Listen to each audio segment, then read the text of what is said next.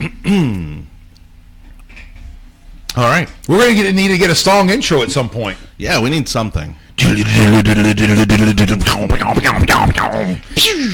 Welcome to... Welcome. All right. Welcome back to... I guess we need to do some sharing here in the beginning as we get the show started, right? We're online? Yeah. Okay. Well, good morning, everybody. And, yes, please hit that share button. Let's get this show started with a bang. Welcome to the show. I can't believe it. I really thought that it was going to be something that took all week long, and we would be just picking something on late Thursday to go with on Friday morning. But yesterday we all settled on a name for the show, but we're not going to unveil it yet. Can I just say before you go any further that? Please do. This camera angle, totally doing like amazing things for your blue eyes. Oh, wait, which this one or this one? The close up, yeah. I just want to make people. I want. You just want to make me uncomfortable at 7:07 in the morning? Yes, that, and I want that to be the first thing people see in the morning. Listen, Harvey Weinstein, settle down there, buddy. It's funny because we're tweaking the set as we go, and for those of you that have been watching for the last couple of days, the last couple of times we've tried this, you notice that it's different almost every day. Or it's different in one way or another. Yeah. And so we did it again here, and I can't see Johnny now. So he has hidden himself behind the lights and the cameras. You're intimidating, is what it is. Yeah? I can't handle the blue eyes this early in the morning. Right. So now he's hidden in the dark behind the lights, and sexually harassing me on camera. We call that movie magic. Yes, indeed. All right. Apparently, that was actually Harvey Weinstein's code name for a lot of what he did. Was movie magic. Are you being serious? No. Oh. Well, I wouldn't be surprised if there was some creepy thing behind it. All right, so where are we here? Fisher the Man. That's my page. I might come over and back it up just a smidge on the close-up shot, but it does look pretty good. I could just back up the table. No, do this. No. Who knows? Maybe that'll work too. I don't know. The TV looks good though. We got that figured out. Okay, so this is it. Let's share on the personal page. Yeah, let me go find that. Yeah, so everybody tuning in, good morning again. If you get a second, please go ahead and hit that share button. Think about it. What better way to start your day than to share, right? Share something with your friends and family members. A show that may be borderline inappropriate at times, but, overall we'll cover the issues of the day. Yeah. All right, good morning and welcome to a week of test shows. We will go live with a new show name and all that jazz on Friday. Right? That's what the plan is? Yes. Okay. We'll have our act together by Friday. And I'm going to ask you this a few times over the next, the coming weeks here. And I know that you've done mornings before, right? When you did radio, you did mornings. A little bit. I filled in mornings. Oh, so you never did months and months and months of getting up at dark 30. Oh no, this is brutal. All right, so we did our first show on Friday morning. We had the weekend and the time change. Yeah. It is now Tuesday morning. How are you feeling? Well, if me being 10 minutes behind our scheduled meeting time is any indication, I'm working on it. Do you want to know what I chalked that up to? What's that? Me being racist. No. Me being racist has allowed me to chalk it up to what? Since you're Hispanic, you're Colombian. That's right. I just assume that you'll never be on time. Well, that's actually factually accurate. Right. That is factually exactly. accurate. I showed up to an appointment. I showed up to a client meeting the other day, 15 minutes early.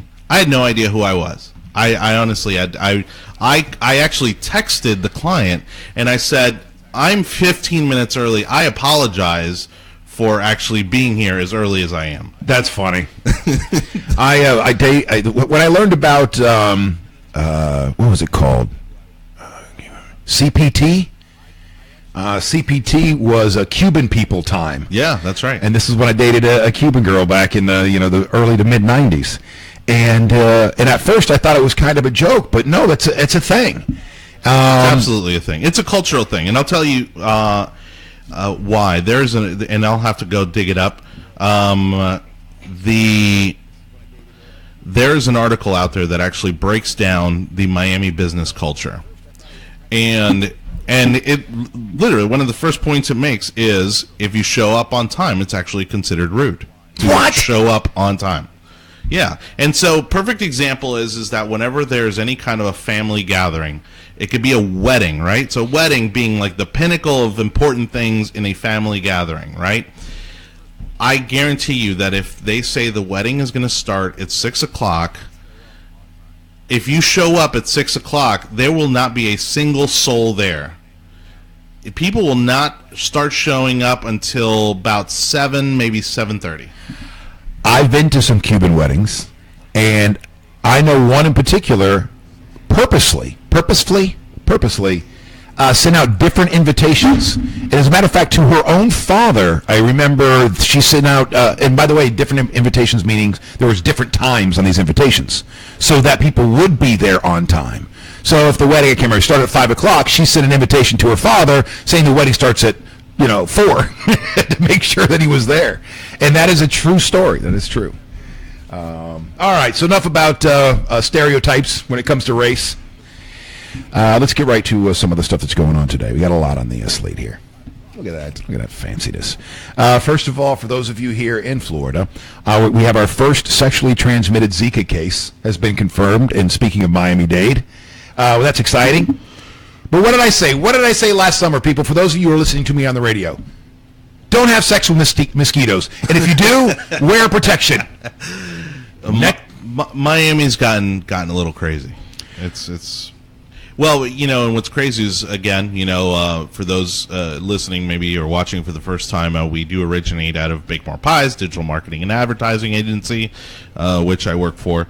And we did a show with a client yesterday talking about mosquitoes. And it's actually, there are apparently a lot of mosquito-borne illnesses that are sexually transmitted. It's a thing. I had no idea. Well, Florida health officials are reporting the first sexually transmitted case of Zika in Miami-Dade. Florida's Department of Health said Friday while the individual did not travel, their partner had recently traveled to several areas where Zika transmission could occur, including Cuba. Both individuals have tested positive for Zika. Health officials stress there's no evidence of ongoing active transmission of Zika anywhere in Florida. The total number of Zika cases in Florida, you want to take a stab at it now? In 2017 alone. Well, I can see the answer from here, but I'll go with no. You have to patronize me now. 205 it is. Yes.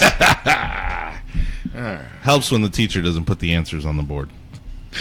What a moron I am. Okay, well, enough of that story. Let's move on to the next one. I was flipping through and I see a PSA reveals the words you shouldn't say to someone whose baby has Down syndrome. So I was very curious. Helps when the teacher doesn't put the answers on the board. Oh, you just had a baby. What a moron. Yeah. Congrats, your fucking rations. Don't hate. She's so cute, I want to barf. Well, there goes your sex life.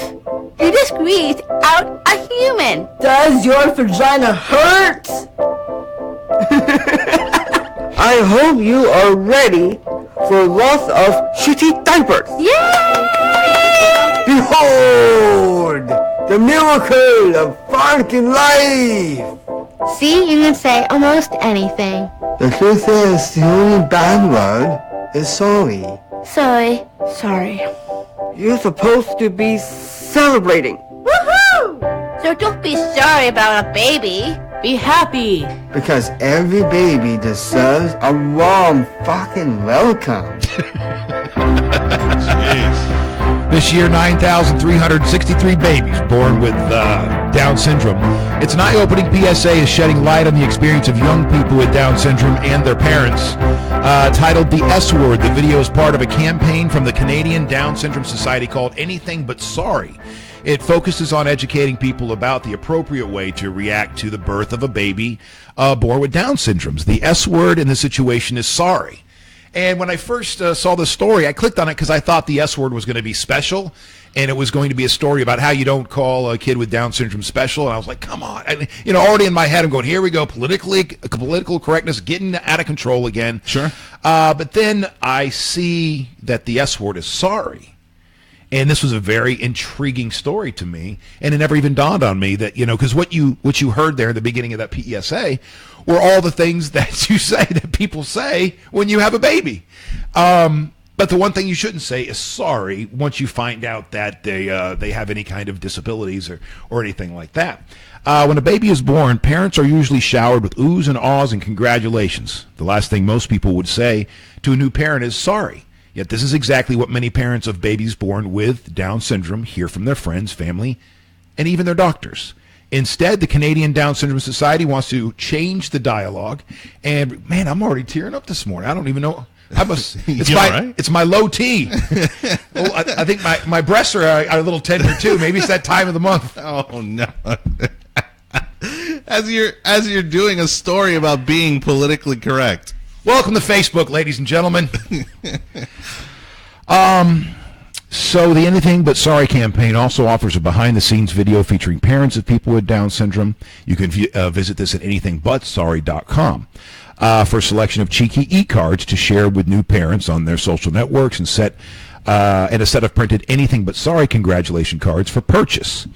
But one of the reasons why I had to bring this up, because this is, this was, I don't know, eye-opening, something that I since I don't have anybody with Downs in my family or close to me, I don't have any experiences in this category. And it was a little eye-opening to think that that's probably the reaction a lot of parents get if they have a child with Down syndrome. And that is, sorry. And now, but Johnny, one of the reasons why I bring this up is because I scrolled down to the comments section because I wanted to see what the comments were on this, and I thought they were going to be warm and fuzzy. And the first three are not warm and fuzzy. Huh. Here's the first one. My older, by 10 years, brother has Downs. He began sexually abusing me when I was a toddler. My parents knew about it but did nothing because they were afraid they were going to put him in an institution. They sacrificed me for that blob of stupidity. He's still alive at age 70. He'll probably outlive us all. My mother often said that if she had known she would have aborted. He ended up going into a fit of rage and stabbed my mother, who had congestive heart failure, with scissors, and she died 6 weeks later from the resulting infection. Holy. Just because you see a few high-functioning DS people on TV means diddly squat. When you have a DS kid, you may get a sweetheart, or you may get a monster, like my brother. You don't find out until it's too late. I'd abort quicker than you could say Down syndrome. Holy crap. Wow. That's the first comment on this thing. Obviously this is a horrible story for this woman, Dawn S. Sure. I didn't know there were so many. I didn't know that world was so complicated. So this is the issue that I have with the media as we know it today. Is the fact that situations like these now are magnified, right? Because now everybody's exposed to stories like this.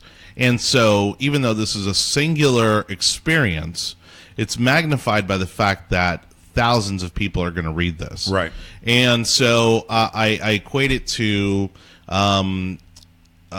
the fact that it seems like there's more crime or there's more sensational news and this sort of thing. And I think it's because we are so more connected now than we ever were. It's not that these things weren't happening before. It's just that we didn't see them happening before, or we didn't hear about them happening before. But now we're so interconnected as a society that now every little incident that takes place is now magnified because of the tools, the broadcast tools like the one we're using right now, that we have at our disposal. Yeah.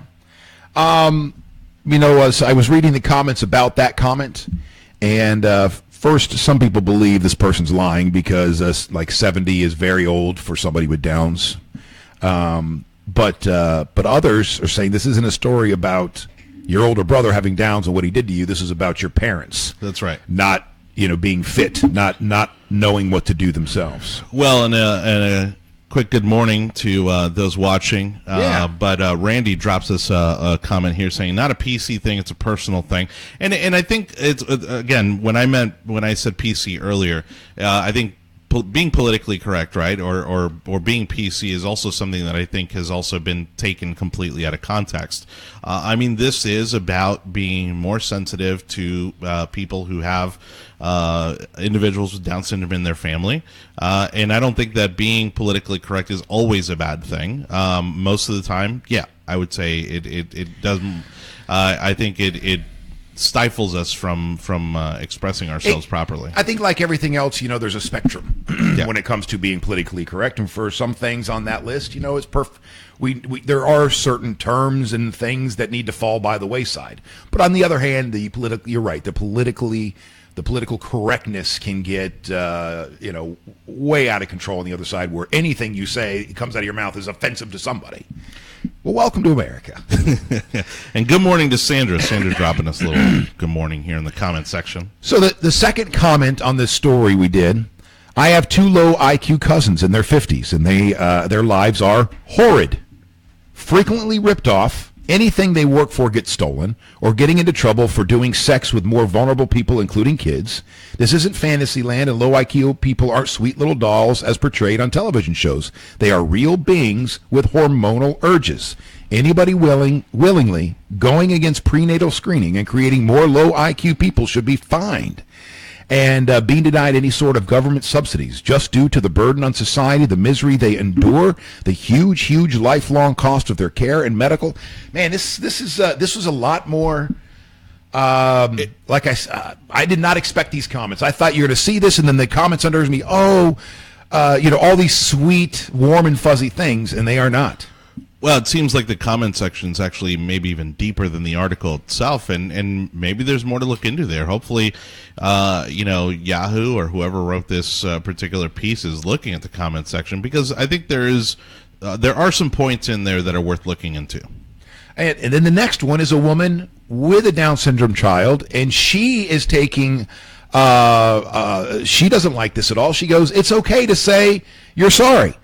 Yes, I could see that they would feel badly for my child, and that my child faces challenges in learning to do even small things for herself. I might say the same thing if it were somebody else's child. So what? It's a normal feeling and an understandable reaction. Don't tell me not to say sorry. It isn't a gift to have a disability, for Pete's sake. I wish my daughter was completely normal in every way. She isn't. That's fine. We deal with it." Very impassioned. And just very surprising emotions that went along with that. I would still say the other S word, right? The special word, I think, is a far more sensitive one in this kind of a situation, and rightly so. But I don't know. It's one of these things where I think sometimes when, again, you kind of make an issue out of just specific words that way, you're just getting people tangled up, and you're just causing more problems. I mean, there's a guy that you and I both know who's on the radio here in Tampa Bay, who is very passionate about when people use the R word when referring to people with mental disabilities. Drew, you talking about Drew? Okay, yeah. But yet, every other show at that radio station probably will say it at least once a day during their show. And I hate that some of these words were taken out of my bag. I liked retarded. I liked gay, and using dropping those things when they were appropriate, or sure. I thought they were appropriate. And so it took me a minute, even on the radio, to quit calling things gay and quit calling things retarded. No, and it's difficult, right? Because again, growing up as a boy and then as a man, you use those in casual conversation, and it becomes just a natural part of your lexicon. But again, the context and the meaning and the force of that word has obviously changed over the years. But at the same time, I think in casual conversation, given the appropriate context, I don't think that they're that inappropriate. The ACLU is responding after Taylor Swift threatens lawsuit over defamatory article linking her to white supremacists. Well, if there is a privileged white individual on Earth, I don't think you could find one more privileged than. I mean, that's not. I don't know that that's I'm fair. I'm kidding. Because it's her art, her music, her lyrics, her whatever that has made her as huge as she is, her or not like her. She is a force, man. That chick is unstoppable. Yeah, I don't know that I would be throwing white privilege at. She's got Taylor Swift privilege. Yeah. The ACLU and Taylor Swift are squaring off after the singer tried to get an article relating her to white supremacy pulled from a website. Things kicked off on September 5th when a website called PopFront posted an article by Megan Herning titled "Swiftly to the Alt-Right, Taylor Subtly Gets the Lowercase KKK in Formation." In it, the writer suggests the white supremacists co-opting Swift's music as a message of support for their beliefs is no accident. By the way, did you know this? Did you know that the alt-right has gravitated to her music for whatever reason? I didn't even know that was a thing. Or is this person just making stuff up? You know what? It's one of these things that doesn't surprise me. I mean, it just it's one of those things that the minute you hear it, you're like, yeah, that makes sense. The article declares that Swift's silence on matters of politics in a statement in and of itself, and it calls upon her to formally denounce white supremacy. Silence in the face of injustice means support for the oppressor, according to the article. As the rap notes, the article goes on to suggest that lyrics from Swift's songs and imagery from her videos is meant to embolden racists. Here we go. By the way, this is ridiculous.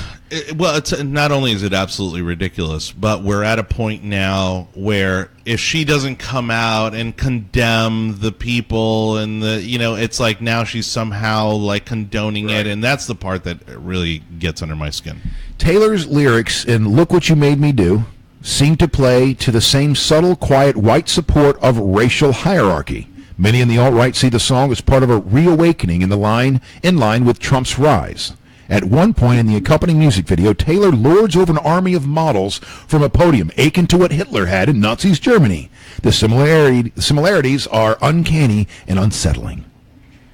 So this person's trying to draw some kind of parallels, trying to connect the dots with Taylor Swift and white supremacy.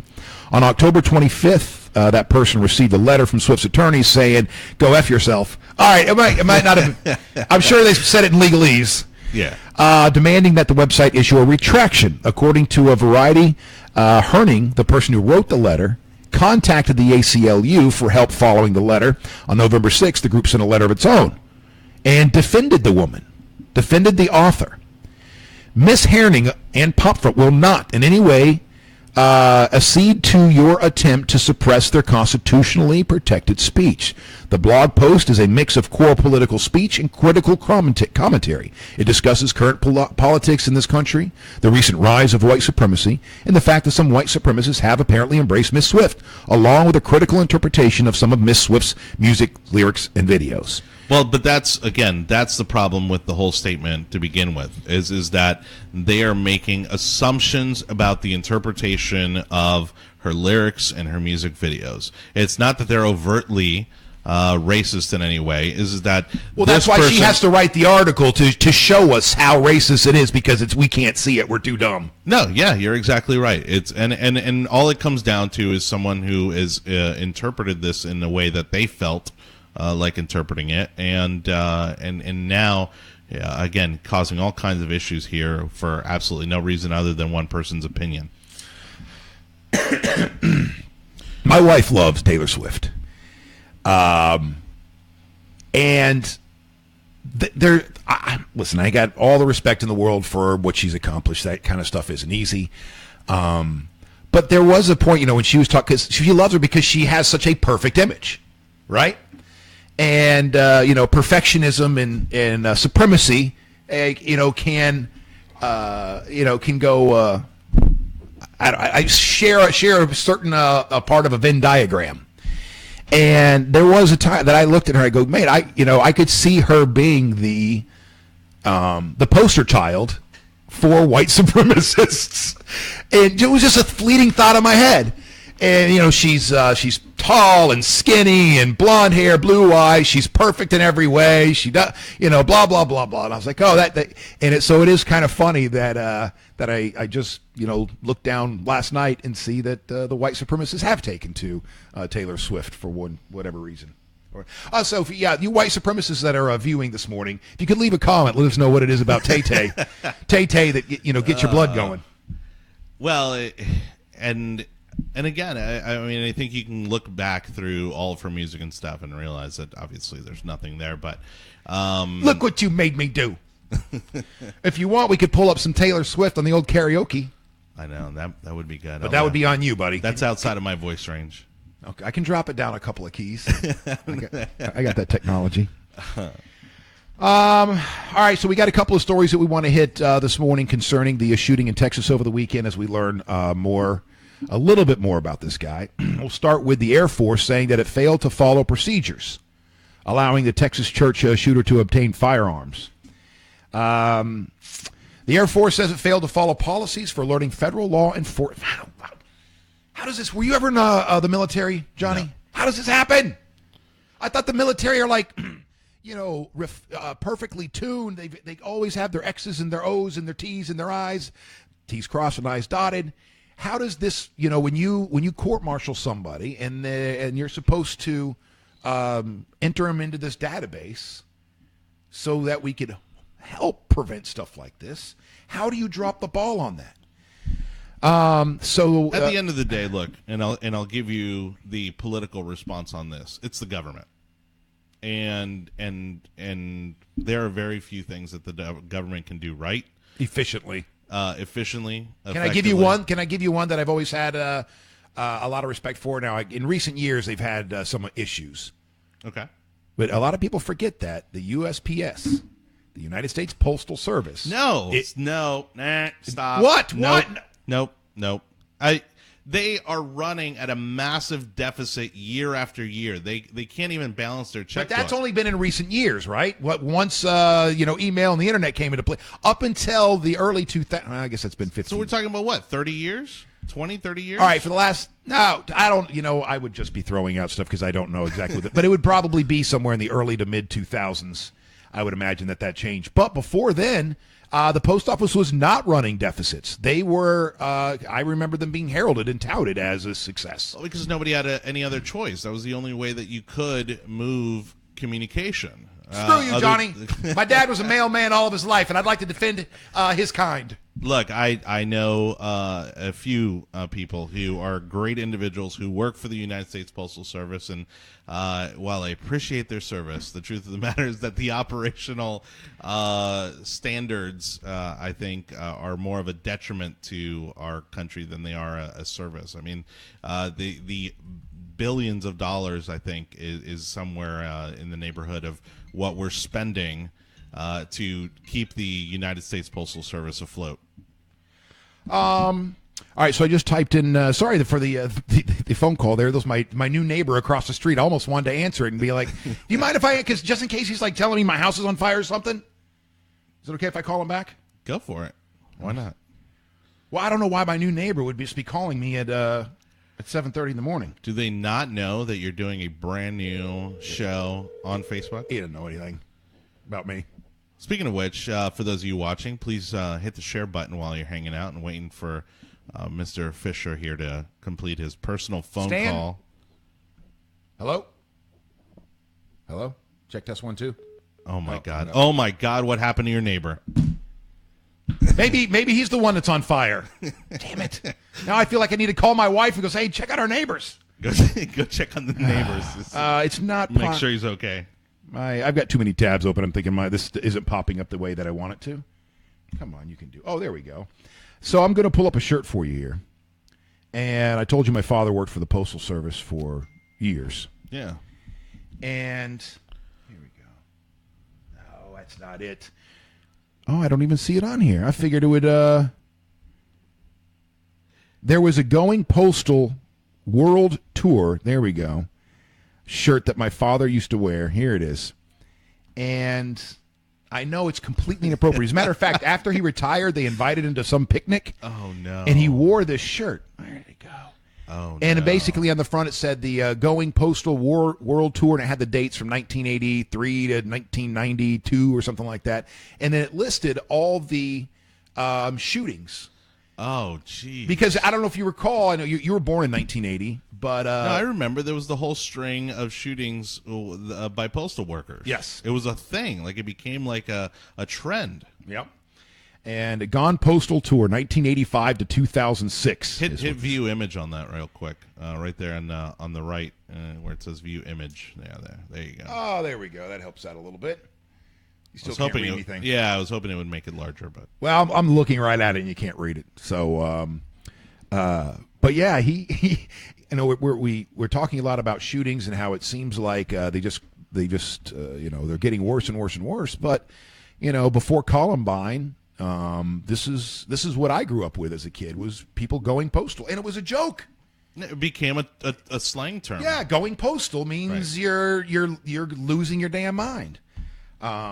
So let's get back to this guy, Devin P. Kelly's violent past. Let me ask you guys a question. You know, and honestly, because all this is such a volatile topic politically, right? I mean, we got into it pretty heavy yesterday. This completely takes the wind out of the sails for anyone who is anti-gun, right? It takes that momentum away, because all of a sudden there is a huge explanation as to why this guy was able to purchase these weapons. Right. There was a failing of the system. You know, we would talk about, you know, yesterday, well, what do we do? What do we do? You know, because nobody wants to budge on anything. The NRA is like, well, this is not our issue at all. You guys got to figure out another end. And the mental health community's going, all right, we'd like to be in on this conversation. Why don't you go ahead and start funneling money into this sector? And we just go round and round and round. But this is something, I don't know that it could have been prevented, but he wouldn't have been able to purchase the guns the way that he purchased the guns had the Air Force filed his paperwork properly. And this is the question I want to ask you and you guys watching at home. What do you think about, was it Texas law enforcement says they're not going to say the guy's name on television? Yeah, that's. I think it's one of these moves that we're seeing becoming a trend. You know, that when these guys do it, because there's obviously some belief that they're doing it for notoriety or for attention, and so that apparently the media and the authorities in Texas are not going to be using his name. This is something we've seen happen in the past, where we say we're not going to say the person's name. I think it is a cop-out. And it serves no purpose whatsoever, and it only makes the people watching feel like something's being done. Because when we use the terms like that, like we're not going to say his name, we go down that path, and we say things like this is just evil, it's just pure evil, it's evil, it's evil, it's evil. Those two things stop us in our tracks and ensure that it will happen again.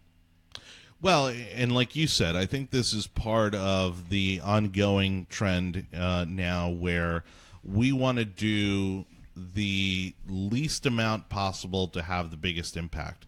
And so, you know, when people share stuff or like stuff on the internet, they feel that they've accomplished something or that they've somehow contributed to whatever the cause is of the day. When in reality, you know, with a few clicks of a button, I mean, they've actually accomplished nothing.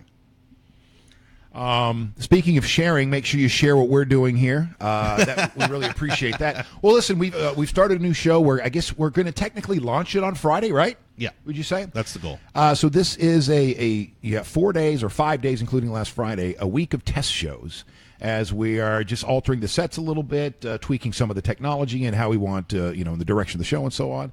But we will be launching this show on Friday. We'd love for you to share stuff right now and let people know that a new show's coming and that we'll be talking about the issues of the day and trying to do it in a manner. For those of you that know me, you know this goes without saying. Do it in a manner that is a little bit more palatable. Even when we're talking about heavy subjects like this, you know, we're gonna try to have some. I don't say have fun because 26 people are dead, but it's more like you're listening to a conversation with a couple guys at the end of the bar. Yeah.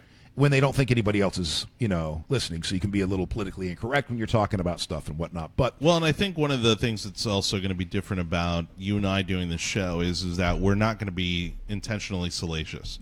We're not going to egg people on to try to get their emotions all worked up, so they can chime in or share or send us hateful comments. Like, yeah, I don't know. For me, that's not the game.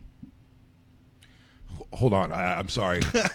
my garage door is open, which means son of a gun. Oh boy, son of a bitch. Because my wife, I think she's already left for work. Can you close the garage door? Or are you already gone? Listen, if this were live radio, I wouldn't do this, but no, because we'd actually have something that we could cut to, right? Which will be during the break. That's right. We will actually have different elements and stuff that we'll be cutting to once we kind of launch the show. We're kind of toying around with some ideas, but life happens, and it's honestly, it's one of these things that you could probably only get away with on something like Facebook Live. Now, what do? I'm a new homeowner in a new neighborhood. That's the guy across the street. Do I give him the code of the garage and go, hey, can you go please shut the garage for me? Does he need the code to close the garage? Can you close the garage just by hitting the button? You do the old hit the button and run out before the thing closes on you. He's 66 years old, and so you're telling me that this would actually be hilarious. Is that what you're saying? Oh yeah, now we need him video to Facebook Live him, because then he's got to run and then jump over the little laser so he doesn't trip that thing. Wait, didn't you say you just got security cameras? No, we just got security. ADT is in, but the cameras are coming next week. Oh. So the security to the house is good. But the thing is that we still have stuff in the garage. We just moved in, and we live in South St. Pete. So, Yeah. There was a couple things that all the neighbors have told us. This is a safe neighborhood. We don't have any issues with burglaries or anything like that. However, do not leave your garage door open. And then they told me 2 stories about somebody's wandering up in somebody else's garage, taking stuff, and another guy wandering into somebody's garage, walked into the house. He had picked up mail on the way into the house, and then the guy found him in his bed reading his mail. Now, I'm thinking that probably is a mental health situation there. Somebody was schizophrenic, and God knows what was in his head. But, yeah, the 2 things they said, keep your doors locked. There will be people wandering the streets, and they will check door handles. And make sure you keep your garage door closed. I know for a fact that I had 2 different sets of things stolen from my garage, and we rarely kept the garage door open. And so, I mean, the timing and the coordination for somebody to pull something like that off seems ridiculous, but it absolutely happens. Yes, it does. Let's get back to it. We got a couple more stories about the Texas church shooter. Wait a second. So what are you going to do? I'm waiting for my wife to text me back because maybe she's. But why is she text me back? She's always good about that stuff. Is she able to leave work and go back to the house? No. She's like 30, 40 minutes away. But I guess I could ask him to do what you said, because even though he's 66 and he's been moving himself and his back, is hurting some, he should be able to hit that button and get to the garage door, step over the little laser, and get out before the thing. But then I'm going to get home and he's going to be pinned underneath it, and I'm going to feel I'm going to feel like an idiot. If he trips and that garage door closes on him, you're totally liable. Okay, well then, I don't know what to do. I'm screwed. I just tell him to give it a shot. I mean, the laser's supposed to stop the garage door from coming down, right? Hold on. Oh my goodness. Hey. Period. I think Lauren has already left for work. Period. Could I bother you to go into the garage, hit the button, and then haul ass out of the garage before the door shuts on you? Question mark. LOL. Let's see if it came out right. It's so hey, I think Lauren's. Oh wait, you should turn that off. You should call another neighbor to go out and then start recording it, to get video of it. All right, I've only been in the house like 2 weeks. I only have one neighbor's phone number right now. I don't have everybody's phone number. There we go. What a missed opportunity. Next, at first I was thinking, well, hell, we just changed the code on that door. And now you're giving it away to the neighbors. Yeah, I can't do that. I can't have that. All right, so this guy, Devin Patrick Kelly, the Texas church shooter, was very pathetic, according to the New York Post. He tried to bribe and threaten ex-girlfriends to take him back. He stooped so low as to date a 13-year-old when he was 18, according to the former filings. Quote, he was very sick in the head, says Katie Landry, a former girlfriend of his. Years after dating me, he would try to bribe me to hang out with him. He ended up assaulting me. Now, remember, this guy also assaulted his wife and child, and that's why he was kicked out of the Air Force. She met Kelly in church as a teenager, but it was not immediately clear when their relationship began or ended. Another girl, Brittany, 22, said that they dated for 2 months when he was 18 and she was 13. Quote, at the time, I didn't think much into it being so young, but now I realize that there's something off about someone who is 18 with someone who is 13. After she dumped him, Kelly pursued her relentlessly, offering her money to take him back and even disgustingly suggesting she live with him and his wife as a topless maid. Oh, boy. Quote. Wow. Quote. Is that a thing? One time he told, well, doesn't R. Kelly have like a house full of women that walk around topless or something? Well, but he's R. Kelly. I mean, he pees on him when he gets the opportunity. One time he told me I should move in with him and his wife and that he would take care of me as long as I walked around topless. Not long after that, his wife messaged me and asked why I was talking to her husband. I told her that he was saying what he was saying and sent her screenshots. Then she apologized. Then I was blocked from speaking to her. He was booted from the Air Force after beating his wife and child in 2012.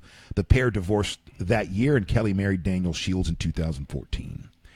All right, then the last story is... It's obviously a guy who needed to go. And it's unfortunate that he was able to take some people out before doing so. But that guy not only had a lot of issues, but was just a terrible human being. As if, I mean, this obviously confirms it and compounds it. But man, like that guy's, I mean, Johnny, I'm an advocate of not killing yourself. Suicide prevention. That's matter of fact, that's exactly where I met Jonny Torres. Was at a suicide prevention function over the summer, and but there is a caveat to that, and I always feel like I should have call the crisis center of Tampa Bay to have them ready to rebut what this every time I say it. Yeah. If you're in a place that you're ready to take out people and yourself, just take out yourself. And I know that sounds so absolutely horrible to even suggest or even throw that out into the universe like that. But when people get dark and you start you listen, I don't care what manifesto you write. I don't care what hour-long diatribe you go on Facebook Live before you kill yourself. You're not changing the world. Or before you go after a mall or a church or whatever. You're not going to affect anything. Nope. But the problem is, in their head, they're the center of their own universe, and they have played out that if I do this a certain way, then the world will take notice, and whatever will happen with whatever their outcome, their end goal is, will happen. Well, that's the whole reason why, again, Texas authorities are now saying that they're not going to use this guy's name, because really it just encourages this type of behavior, but I think all of it's nonsense. It is going to play into a certain part of some people's personality who are contemplating this. Will I get notoriety and fame? I'm a piece of shit as a human being. I will never become anything. I hate everybody. Ooh, but here's a chance for me to go down in history books. So I do get. So there's a little kernel of truth to the. We're not going to say somebody's name on television, but I think it's a cop-out. And every time I see somebody talking about this is just evil, that's such bullshit. And until somebody can prove to me that there's the forces, literal forces like gravity, there's literal forces of evil and forces of good, then that's not the answer. Well, because if there are forces of evil, then we would see forces of good as well. Which we do.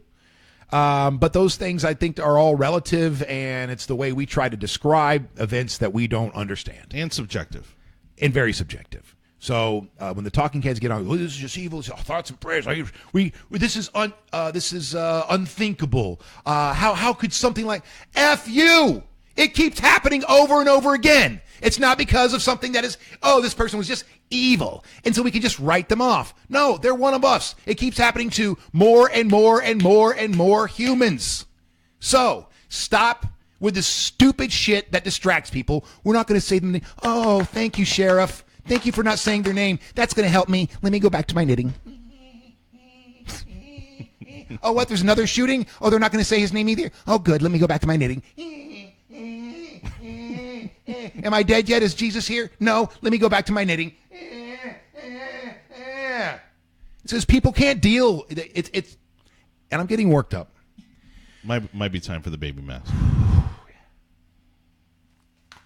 Time for the baby mask. Starting to throw a tantrum. If I start to throw tantrums, I got to put on the baby mask. That was a pretty good one. That was a pretty it would have been solid. Better if I had the baby mask on. Why is this happening? I don't understand. Well, it's evil, and we're not going to say their name. Thank you. Well, it happened again 35 days later. Well, it's pure evil, and we're not going to say their name. Oh, thank you. Thank you. That helps. There we go. Oh, there's the. Man. That was better, actually. Yeah. I'm sorry.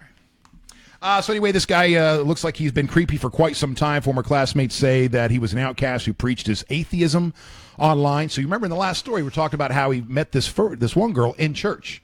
So this is a guy who has a past with the church, with religion, and then somewhere along the lines started saying how he talked about how people who believed in God were stupid, and became former classmates described him as an outcast, creepy, and weird.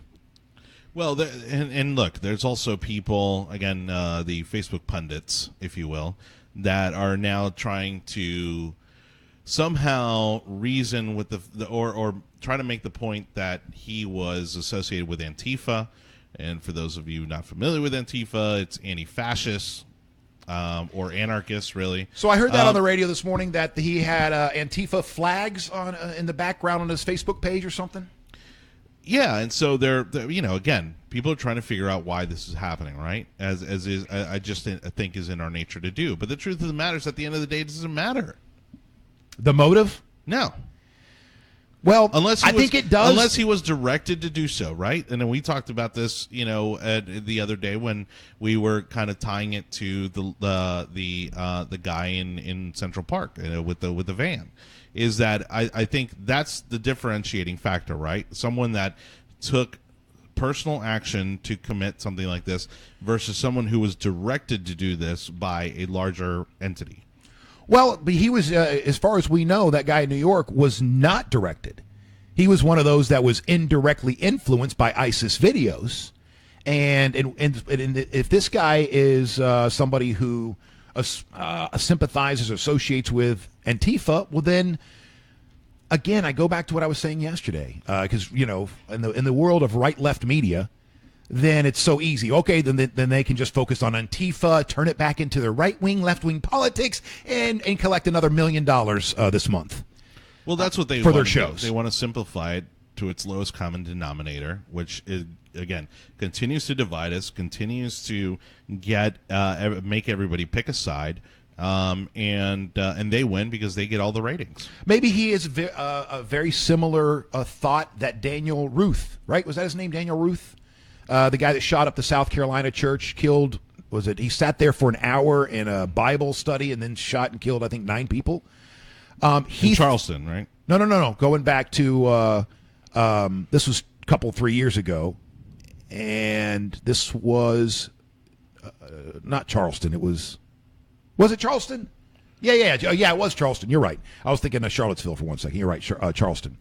So, because his thought was, in his mind, from his perspective, he thought this would bring on the race wars, the Civil War, and the South would rise again.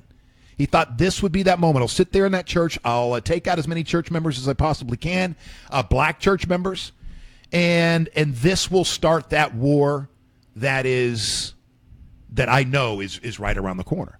Maybe this guy, now that we know that he has some associations with Antifa, or at least some, maybe not directly associated, we don't know yet, but he sympathizes. He sympathizes, right? He's supportive of the cause. Maybe he's thinking the same thing as an atheist. I'm going to walk into this church, and I know that there's so many other people out there like me that are ready to go to war, that are ready to fight, and to whatever it is whatever delusions that these people create in their head. And so maybe he thought, I'll get in there, blah, blah, blah, and then all the people like me will follow suit, and the next thing you know, they're walking into churches and taking down government or whatever, all the institute. What does Antifa want in the end? Do you know? Are they're organized at all? They're anarchists. I mean, they're organized. So they're just the old school anarchists that we've known about forever, and they've just... Absolutely. So they're kind of like the alt-right. They're the same KKK, just kind of a newer version. Yeah, exactly. Okay. I mean, these guys, they're out there claiming, the mantle of Nazi hunters, or that they're opposed to. But in reality, these are the guys that every election cycle, we saw them right after the election. They go around and they riot.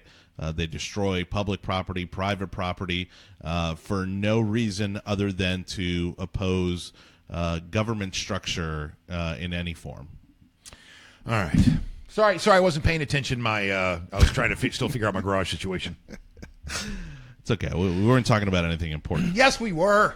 Changing the world, man. Changing the world. So, again, as we start this show, just a quick reminder, and we're going to have some graphics here that's going to kind of put this front and center so we don't have to keep doing it every time, but we would appreciate everybody watching to give it a quick share. Also, give us a little shout out. Say hi. When you jump on the video there, just shoot us a quick hello. We do read the comments on the air, and we'll take even some questions if you got them. Any comments now? No. Jessica. Okay. Jessica's Team Fisher over here. She's like, preach, Fish, when you went just before your baby rant. Now my wife's heading back to the house because our alarm's going off. Oh. So I don't know, did my neighbor set it off? I think your neighbor just broke into your house. Son of a bitch. No, here's what happened. How many Yorkies do you have? 2. 2, just like me. I know. How old are they? One of them is, I think, 13. The other one is, I think, going to be 3. So there's a big age disparity there. Yeah. Yeah. Wait, ours is 11 and 4, so a similar kind of thing. Weird. Well, the younger one, Joey Bishop. his bark is piercing. It is like Roxy's bark. Even though she's a little Yorkie, there's a little bit of there's something guttural there. Okay. She sounds a little wolfy. Yeah. Sometimes rough. But Joey, when he barks, it's one of those things that it's piercing. Now, is Joey the younger one? Yes. See, ours is the same thing. Our older Yorkie has a much deeper, kind of fuller bark, and the younger one is like super high pitched, like very, very sharp. Well, the ADT system that we put in, we decided to go with in a couple of rooms glass break technology. So you set up this little device, and if glass breaks, then the alarm goes off, Yeah. Well, I guess glass breaking and my dog's bark are somewhere in the same frequency. Oh, boy. And it really is like if I'll try to record it one day and bring it in for you. Which I'm sure has been fantastic for your own hearing. Yeah, no. And so the first day that we had it in, I set it up. And a dog goes walking by the window, and Joey goes nuts. Next thing you know, we're getting calls from ADT saying that the glass break is somebody's breaking into our house. Well, I guess once my neighbor went up into the garage to close the door, Joey started barking. So my wife had to turn around anyway, head all the way back to the house. And I guess she's going to be turning off the alarm sometimes. But it's not one of those features where it'll set it off even if you're home, right? No. Only if you obviously, set it to do so. Right. So if the alarm's activated. Is it getting interesting over there? She's like, WTF, I know that I shut the door, so it's so infuriating. Well, you know what it could have been, and I had this issue too, especially after, well, not that we've had any kind of adverse weather, but if we got like a strong storm or anything like that, it would throw off the laser to the garage door just ever so slightly. And so if you are one of these people that just hits the button and goes, oftentimes by the time the garage door would get to the bottom to where the laser is, it would kick the garage door right back up because the lasers weren't aligned. Okay, so now I have to sit there in the garage, watch the garage door go all the way down. Do I count 3 Mississippi afterwards? No, just wait till it closes. For assurance. All right. But because of that, I started making it a habit to wait until the garage was fully closed before I'd leave, before I'd pull away from the house. We're learning these things one little thing at a time. Spectrum, by the way. Spectrum. Oh, how's that going? So we finally had our 5th person come out in a week. Or 8 days. You're going to meet the CEO soon. And the Barry team was supposed to come out 3 different times. 2 different texts came out. They're like, oh, that's not me. Then they were supposed to be there on Thursday, didn't show up. We're supposed to be there on Friday, didn't show up. Next thing you know, it's Saturday, and they show up. So this Barry team is one guy that doesn't speak English. I'm not sure what country he's from. It sounded Eastern European to me. And he might have spoke a little bit of English, but I couldn't tell if he spoke English or he would just repeat the words I was saying just to appear that he spoke English. So I was told by one of the other Spectrum techs, because the first time that somebody went to bury the line, they didn't. It was hanging in the trees, hanging in the bushes. So he goes, it should be buried 12 inches, is what the tech told me. And then he said, followed up with a shovel head deep. I was like, okay. That makes sense. That way you're not running it over with the lawnmower and you got some room to work there if you're tilling and whatnot. And so this guy comes in, and where he did bury it, it's buried about an inch. Well, maybe an inch and a half. You showed me pictures, and it seemed like it was going like around a bunch of trees or something. And so when you were saying that they had to bury this thing a foot, I'm like, how are they going to cut through the branches of the tree without damaging the tree? I'm going to see if my photos, because I don't know if I'm on the cloud or not. No, never mind. Oh, you know what that is? Hey, that's the old F&K studio. Oh wow, that very cool. My last failed podcast. No. That's cool looking studio. We were in downtown St. Pete at the Crest Building, paying rent. If you're paying rent to be in someplace, you probably should have some money coming in to pay that stuff. It helps. It does help out a lot. But I can show the camera what we're talking about here. So I'm going to show you this picture here, which is my finger in the ground touching the cable, and you'll notice that I'm about an inch and a half, maybe 2 inches there. Yeah. Tilt it slightly because you're getting the glare from the. There you go, perfect, right there. All right, you see that? That's so. I'm like, okay, well, that's at least it's in the ground. I'm not going to hit it with a lawnmower. But then you go up the way a little bit, it'll get washed out. Damn you. So then I go up as you get towards the past the house, the back of the house. I noticed that it's just like mound, right? It's mounded, like he just took leaves and did this, and sure enough, that's what he did. That's them coming out for the 5th mother effing time. By the way, what am I doing it right? Yes. Okay. Very good. Very nice. You set it on the top and then just put soil and dirt and stuff over the top of it. No, yeah, you get one bad rainstorm and that cable is out in the open. So there's one of my Facebook friends who works at Spectrum, and he saw me post this, and he started looking into what was going on. And he's like, I'm so sorry about this, da-da-da-da. I talked to their lead, da-da-da. They were to come back out. I go, no. I'm done. Because the next person that comes out from Spectrum would be the 6th person that has come out there. A couple of them come out there, and their work orders are wrong. They're going, what you're telling me I'm supposed to be here for is not what my sheet says. My computer tells me I'm supposed to be here for. Well, and they just left. And the worst part is that you aren't even able to get Frontier's an option because they were going to try to stick you with the dish. Right.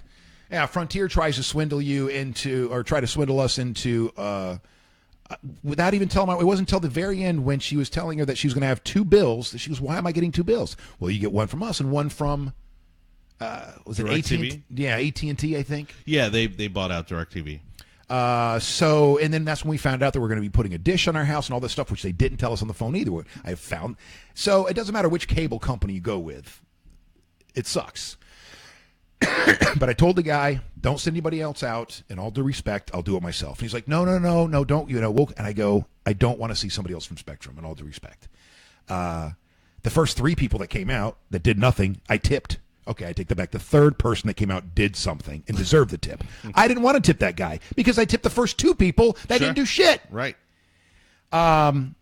Which, by the way, I don't think I've ever tipped a cable person.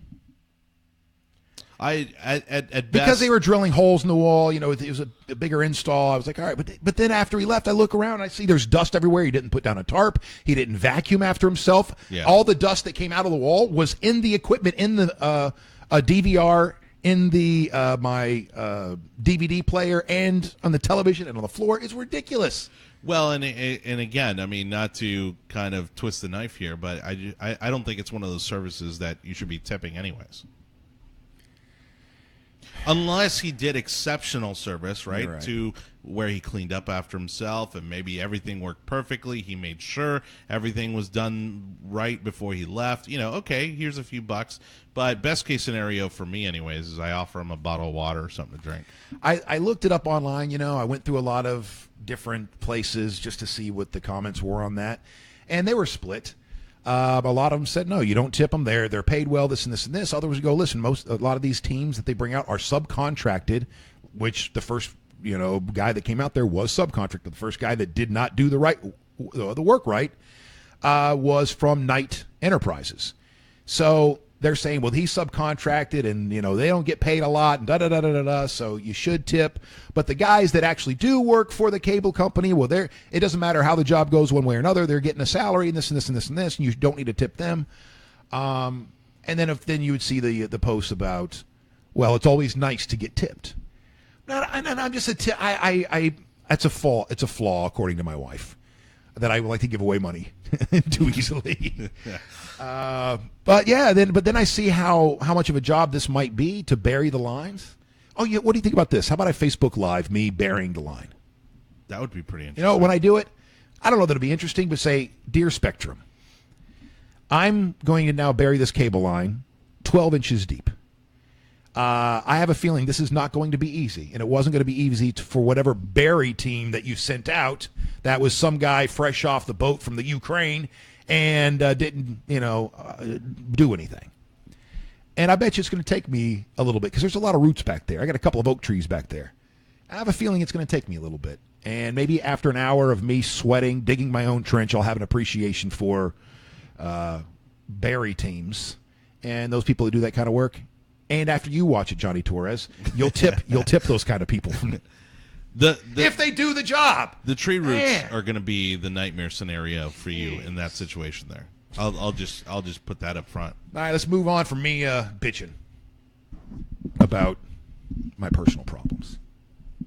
And let's bitch about the I thought that's Greek what life. the show was for. Now, it'll happen. And let's complain about Greek life. You college educated, boy? Partially. Partially? Yeah, partially. Huh. Did you drop out of Valencia like I did? Damn right. Really? You didn't get your AA? No, I That didn't. is, how many credits away? I don't know. I honestly, I don't even know. I was 5. 2 classes.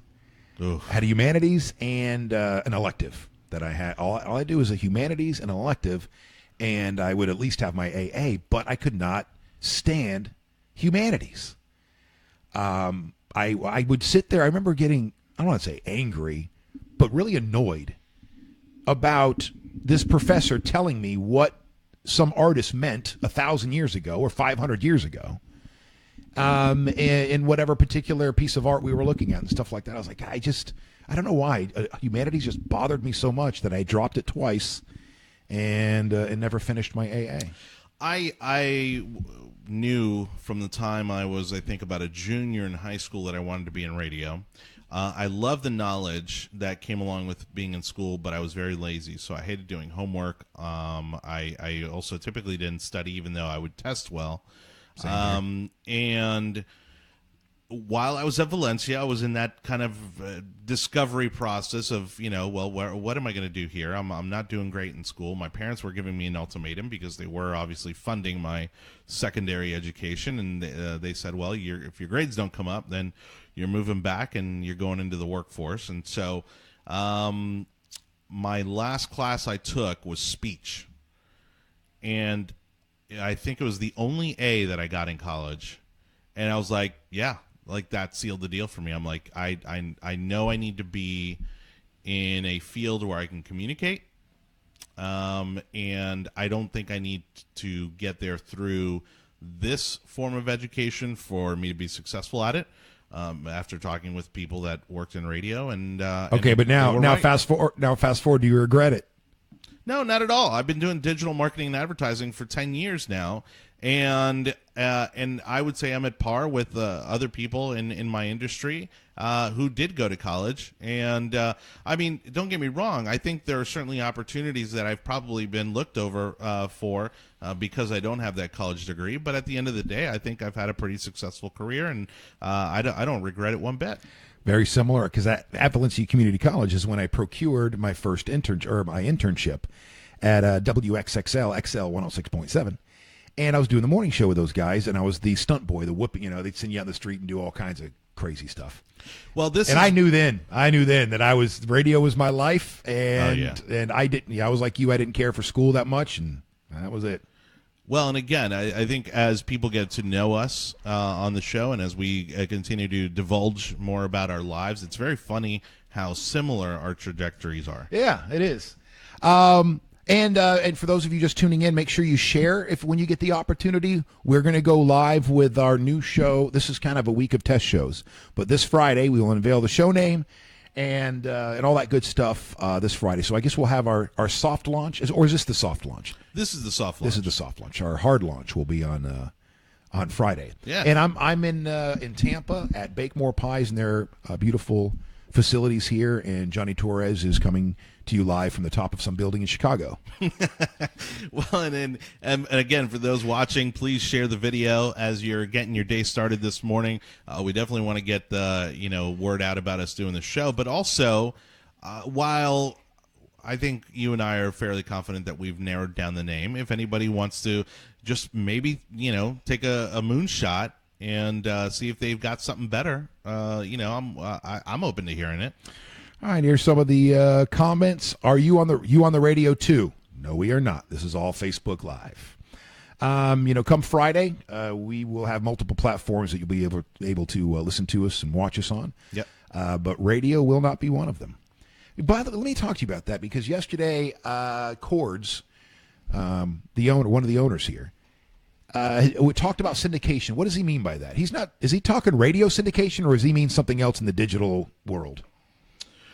Do you know what he meant by that? I wasn't in that. I don't think I was in that part of the conversation, and so I mean, it could mean a variety of things. Like you said, it could be digital syndication. I mean, we are going to make this show available on all the platforms, and so while you may be watching it on Facebook Live, we are already in the process of building out our YouTube channel, where we're going to put copies of these videos up there for people to watch on demand. We're also going to make a podcast version of this show so people can listen to it on their commute. We're also looking into maybe a way of live streaming the audio portion. So again, if you are on your commute and you want to continue to take the show with you, you don't have to have the version with the video up. Right. While it's incredibly unsafe, though, you obviously could certainly continue to stream the show on Facebook while you commute to work. While you're a passenger in somebody else's car. Yes. Exactly. Disclaimer. Don't sue us, please. Let's see here. All right, next up. Florida State University. Well, this is why we got into the college discussion. Yeah. Because Florida State University suspends Greek life after pledge's death and cocaine charges. Obviously, I was never in a fraternity. No. I don't know why I've always been anti probably fraternity for whatever reason. I don't know. But I know what the upside, the positive is that it's a network of people that you can tap into long after you've left college and so on. But to me, well, I have a unique perspective on this. Okay. But first, let me just say, obviously, it's been a horrible year for FSU. Not to make light of the subject, but their football program right now is obviously in shambles, along with UF's. But FSU, not the first school where I thought this would happen. If anything, again, you and I have ties back to Orlando, and UCF had trouble not too far long ago where they were having a lot of issues with their Greek life. Well, and this is the third school, come to find out, to do this. Florida State is at least the third university this year to suspend Greek life, behind Pennsylvania State and Louisiana State. And this is after a freshman pledge died and another fraternity member faces cocaine charges. So what do you think it is about this one that makes this difference? Because isn't pretty much every year somebody's going to die, and there's stuff like this? Well, and to backtrack on this, I used to be of the same mindset, that what's the point of fraternities and sororities other than they're gangs. To network. They're gangs. Yeah, exactly. Other than to socialize and to drink heavily. But from personal experience, my best friend was someone who came from poverty. He didn't have a lot of money, put himself through college, had a very kind of mixed upbringing in terms of the quality of life with his family. And so the fraternity really gave him a lot of the support and the structure that he needed to come out of there actually a much more confident and put together individual. He changed completely, and for the positive, having been part of a fraternity at UCF. And that's an interesting point, because when we talk about these shooters, we see that this guy from over the weekend was antisocial. The Mandalay Bay shooter was antisocial. A lot of these people are antisocial, never figure out a way to fit in. And of course, we hyper-focus on those that come from the Middle East that don't fit in and end up doing something horrendous.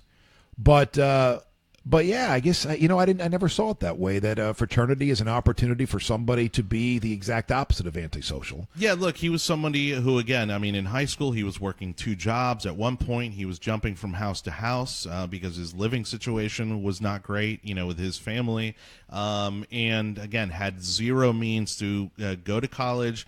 Found a way to go to college through scholarships and grants and other things. And one of the first things he did was he joined a fraternity, and it changed, again, his confidence. It changed the way he dressed. It changed the way he perceived himself, all for the better. And he's actually an incredible individual, and we've been best friends since my freshman year in high school. And I only say that because, again, I think that really should be its purpose. That should be what these organizations are meant to be. It's that family structure, that support structure when you're away from home. And I know people that joined fraternities that they called business fraternities. They were co-ed. They was all focused on business and academics, and it wasn't as much about or maybe that's what my high school sweetheart was telling me, so I didn't feel so.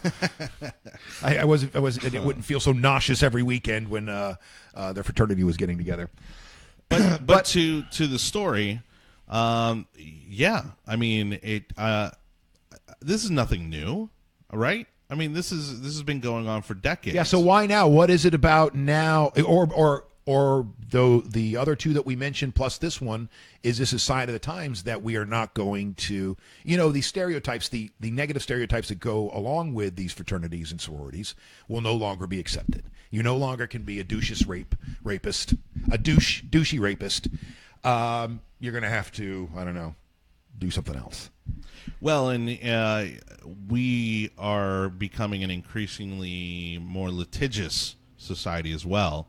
And incidents like this are obviously going to come back on the legal front for the university to deal with. They're going to have to obviously deal with the death of this young man. And don't get me wrong, they'll probably go after the individuals that they kind of tie back to this whole situation. But at the same time, the prime target is going to be what? The guy with all the money, right? And in this situation, the guy with all the money is Florida State University.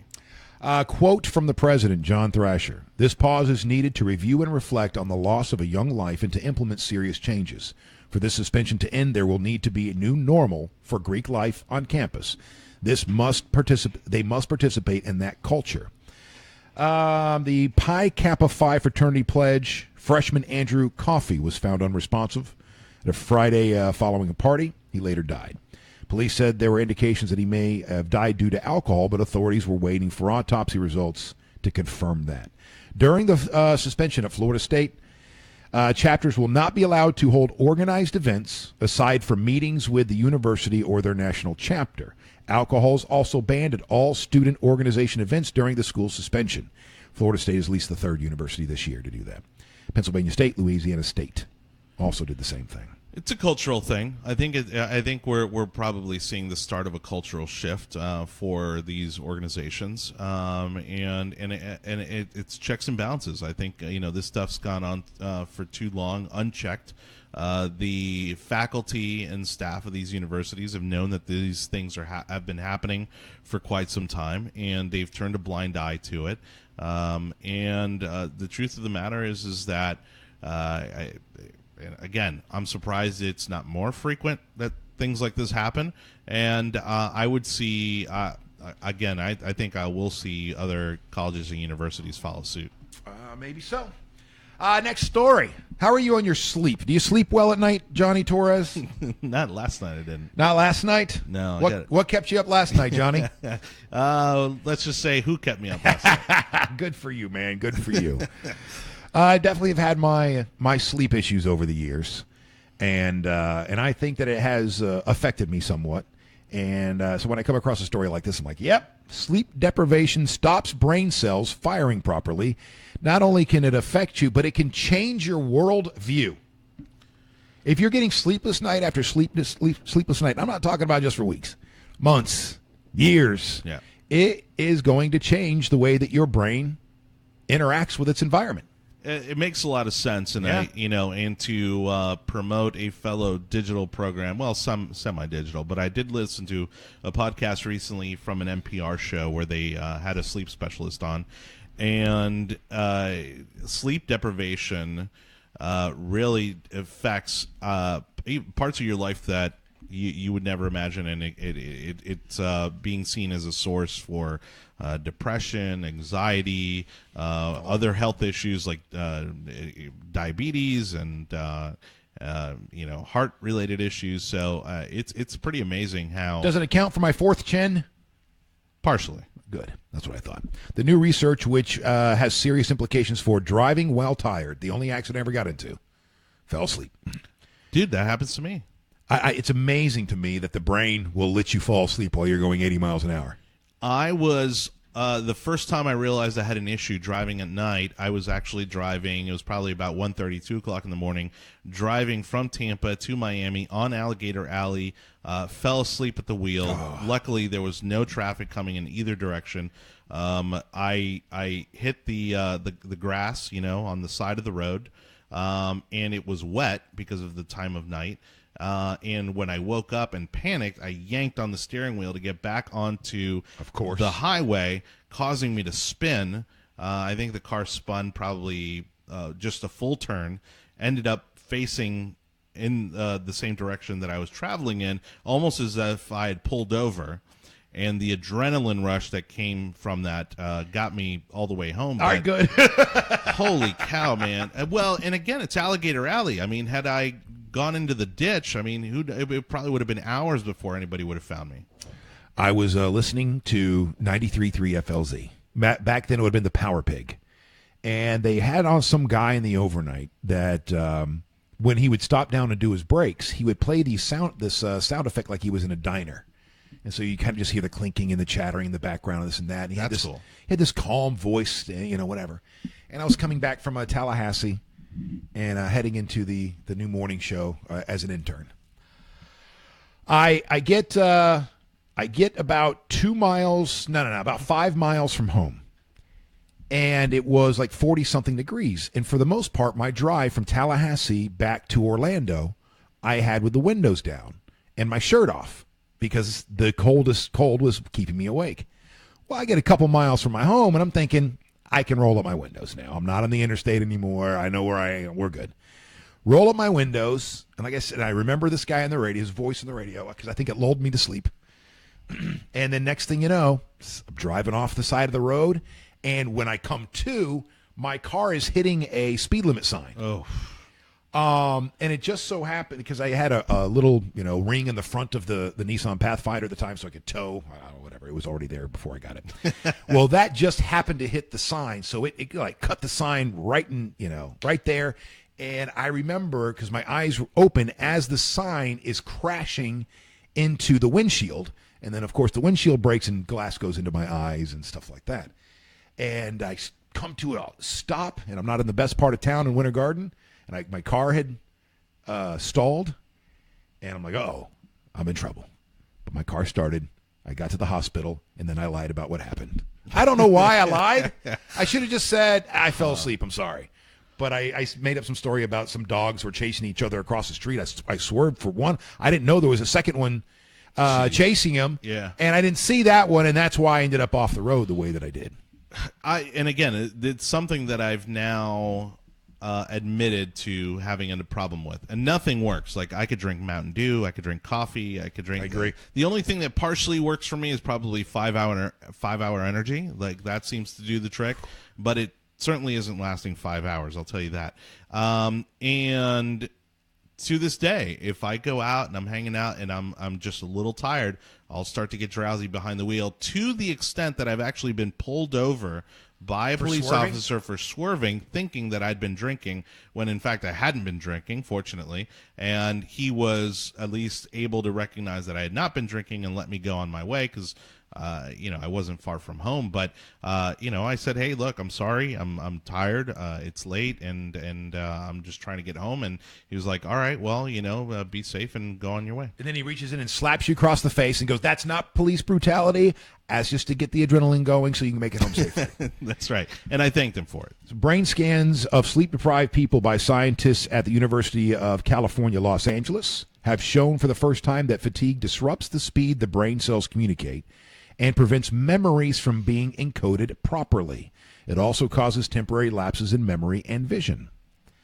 Look, at the end of the day, we're going to see this as a bigger trend. When people become more educated on really how incredibly valuable sleep is.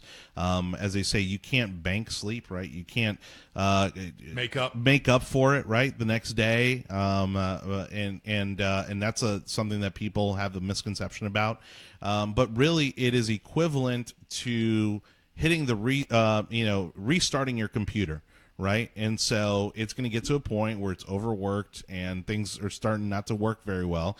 And so you hit that restart on your computer. Well, that's what sleep does for you. And so this absolutely makes sense to me. And again, even as an adult, you need to be getting your 8 hours of sleep. And obviously that's near impossible for some of us.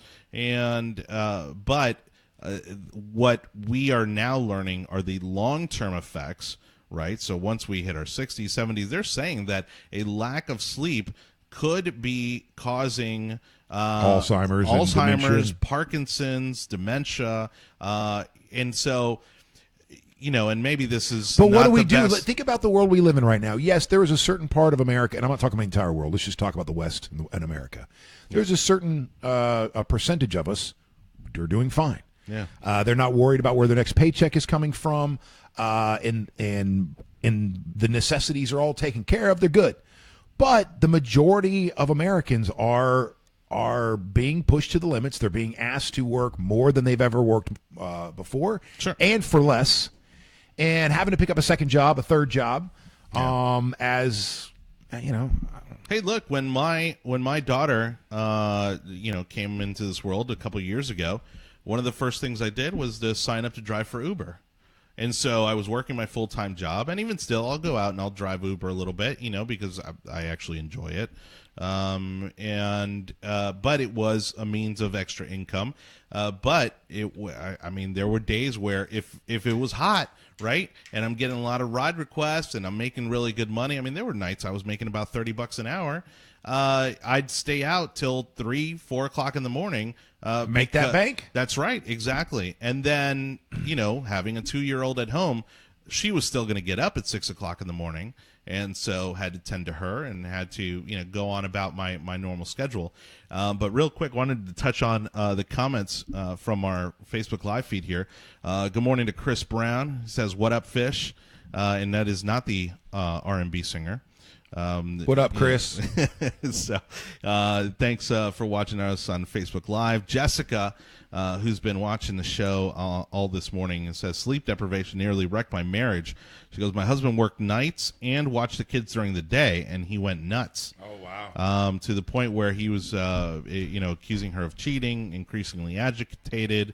I guess once they were able to pin down the source of the problem here, things are all better now. But it was a rough period in their life. I guess it created these insecurities, and again. Well, it says it can change your worldview. How you're processing things are different. So yeah, and then you're agitated all the time. You're not getting enough sleep, and your brain starts trying to your prefrontal cortex starts trying to figure out why you're agitated all the time. So you start making up these monsters. Oh, she must be doing this. This must be happening behind my back. Paranoia sets in. That's exactly right. And Elliot writes, he goes, "If I don't get my 2-hour nap and 11 hours at night, I'm just not myself." I'm with him. Make sure you're sharing this. I'm Chris Fisher. I think a lot of you know who I am. Jonny Torres is joining me from Bake More Pies. Yeah. And we are going to launch this show, I guess, officially on Friday. This is going to be the tricky part, and this is where our talents as not only broadcasters, but for myself as a marketer, are going to be tested, because we're going to move the show and its entire online presence into its own branded elements. Yes, sir. I'm excited. One of the things I was thinking too. We'll get to that later. All right, Chris, off the air. It's not necessary. Chris jumps in on the sleep topic. He goes, in AV, audiovisual, he goes, "Our day is a 10-hour day, not 8, and that's countrywide." He goes, "Sometimes he has to work a double that's almost 24 hours." Wow. You think about the life of a fireman, and go on for 24, off for 48. I think that's probably got to wear on you after a while. Shift workers. I mean, but the thing is, so what do? We're sitting there telling people, "Hey, man, you got to find more sleep." And they're going, "Yeah, well, are you going to pay my bills for me?" Because they're not going to pay themselves, and I'm just going to keep working until I die. I'm going to keep working until I run my car into a bridge abutment or whatever. But your body just starts to shut down. I mean, I had the privilege of working at the Republican National Convention when it was here in Tampa 5 years ago, and one of the things that people don't realize is that we're the only country that has political conventions like this, and it is an entire week of nonstop activity. Hookers. And that too, yes. And so my day would start at probably about 4 o'clock in the morning, because there are a lot of things that you need to prepare for as the all the morning news shows and morning TV shows and things start to happen, and then all the activities don't even end until about 10, 11 o'clock, sometimes midnight, and so for that entire week, you're lucky if you're getting more than 4 hours of sleep, and by the end of that week, your body's just shutting down on you. And yet you have people that are doing something like that week in and week out, year in and year out, and it's going to play on your brain. So that's the reality of the times that we live in, and however you're getting your sleep, good luck. I tried the Ambien route. That didn't work for me. That's not real sleep. And not only that, but then I'd wake up the next day and find a pizza in my fridge that I ordered that I would never order in a million years, covered with junk I would never have on it. But I guess I woke up in the middle of the night and ordered a pizza. It's crazy how common that is, because you do hear the people who are sleep eating is apparently a big symptom with that stuff. Yeah, I have a couple of stories like that. But well, and the big misconception too, just before we kind of move on, a lot of people think melatonin, right, is kind of the trick to get you to fall asleep. And what I learned through this sleep expert was melatonin is just the trigger, right? So it just kind of starts the process. It actually doesn't make you sleepy. It just starts to tell your body, hey, it's time to go to bed. And so, you become tired, but it doesn't actually, in fact, help you sleep. It can help get you there, but what people don't realize is, I believe if you're taking melatonin every night, you'll have to keep taking melatonin. Like you should you should take it sparingly. Well, because like anything, your body becomes dependent on it, right? And it becomes accustomed to whatever you do on a regular basis. And so if that's what triggers you to go to bed every night, then you need to keep doing that. If not, it's going to throw everything else all off.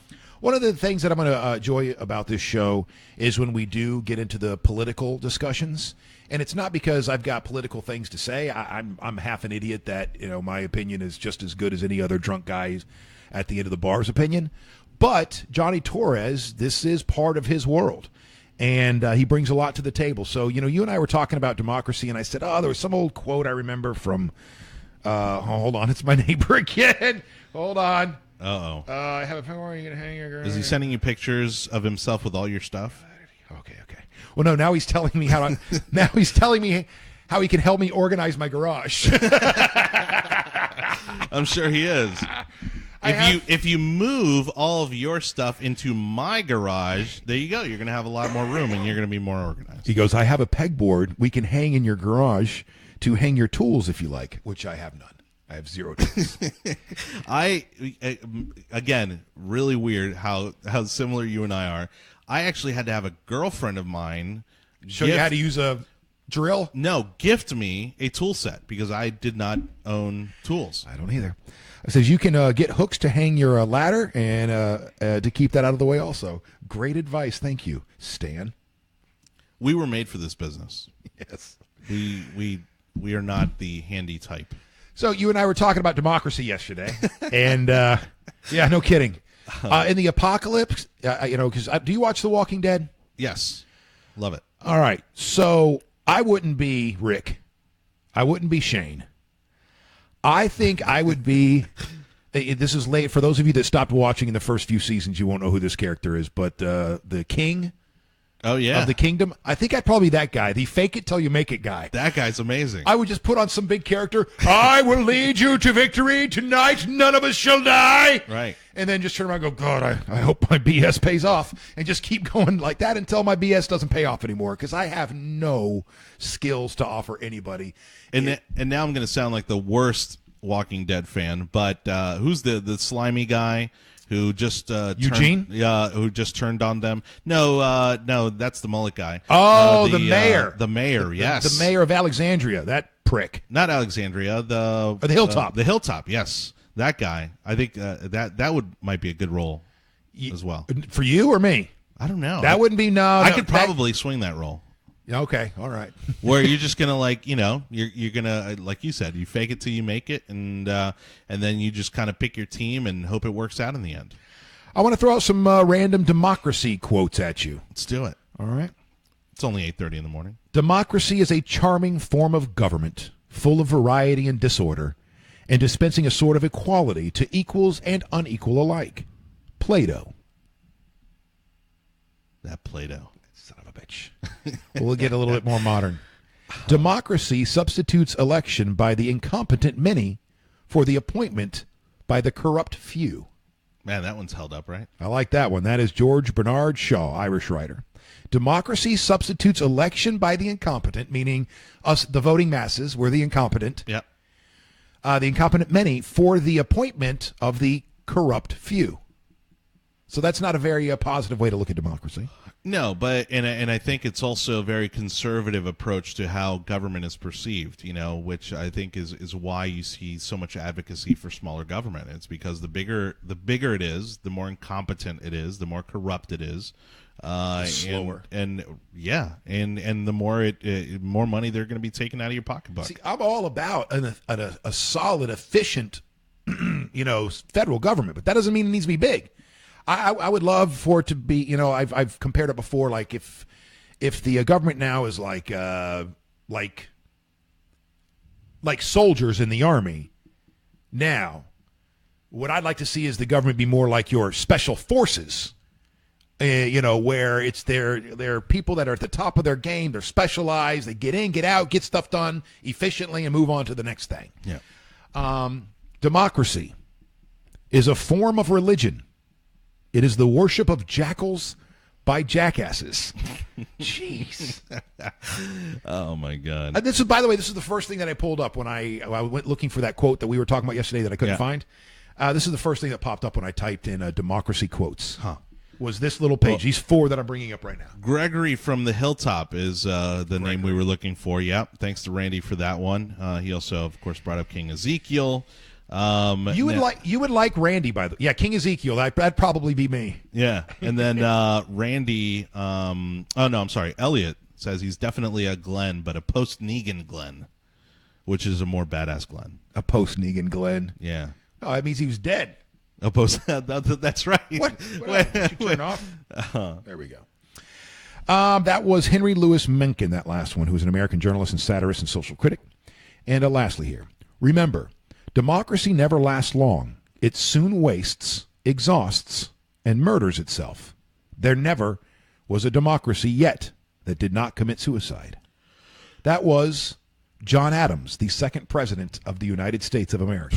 That one's brutal. Well, and it goes back to what I said, I think it was Friday, which is that I don't know that we're going to be able to hang on to our government structure as we know it as a republic.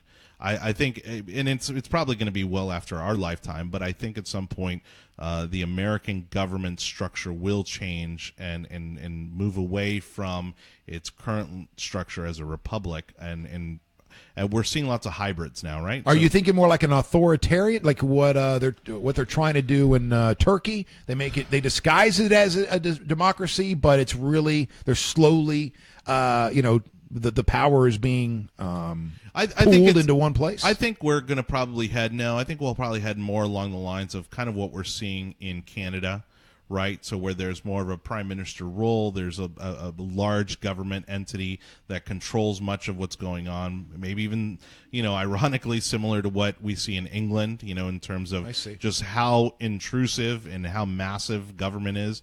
But it's certainly, I think it's just a matter of time. We're still a young country. I think it's a matter of time before our republic starts to take shape. And there's even people now, my buddy Joe Wicker, who he and I have amazing conversations about government on, would probably agree that we're really already some shades away from what we originally established, or what the founding fathers originally established as a republic. And do you know how to properly describe our system?